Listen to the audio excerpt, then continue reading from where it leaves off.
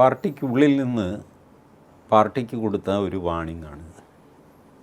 അവരുടെ പാർട്ടിയുടെ സെറ്റപ്പ് അനുസരിച്ച് അവർ തെറ്റ് തിരുത്തുക അത് ഇത് എന്നൊക്കെ പറഞ്ഞ് ഈ തെറ്റ് തിരുത്തലൊക്കെ വെറുതെ രേഖയായിട്ട് കിടക്കുന്നുള്ളതല്ലാതെ തെറ്റൊന്നും ആരും തിരുത്തിയില്ല. അപ്പോൾ അതിൽ പ്രതിഷേധിച്ചുള്ള പ്രതിഷേധ വോട്ട് പാർട്ടിയുടെ ഉണ്ടായിരുന്നു. അത് പാർട്ടിക്ക് തന്നെ എല്ലാവർക്കും അറിയാം. പക്ഷേ ആരിത് പിണറായി വിജയനോട് പറയും? കോട്ടകൾ തകർന്നു എന്നൊക്കെ പറഞ്ഞാൽ ഇപ്പോൾ 2019 അവർക്ക് ലോക്സഭയിൽ ഒരു സീറ്റേ കിട്ടിയുള്ളൂ. അത് കണ്ണൂരൊന്നും ആയിരുന്നില്ല, ഇവിടെ ആരിഫിൻ്റെ സീറ്റായിരുന്നു. അപ്പോൾ അതുകൊണ്ട് അവരുടെ പാർട്ടി അങ്ങ് തകർന്നു പോയി എന്നൊന്നും പറയാനൊന്നും പറ്റില്ല. ഇതുപോലെ സ്വീപ്പിംഗ് ആയിട്ട് കോൺഗ്രസ് ജയിച്ച പല സംഭവങ്ങളും ഉണ്ട്.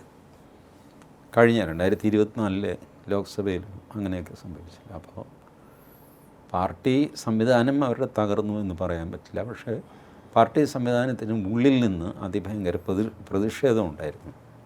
അതാണ് ഈ പ്രതിഷേധക്കാരെ മുഴുവൻ ജയിപ്പിച്ചിരിക്കുന്നത്. സുധാകരനെ, കുഞ്ഞികൃഷ്ണനെ, മറ്റേ ഗോവിന്ദനെ ഒക്കെ ജയിപ്പിക്കാൻ കാര്യമാണ്.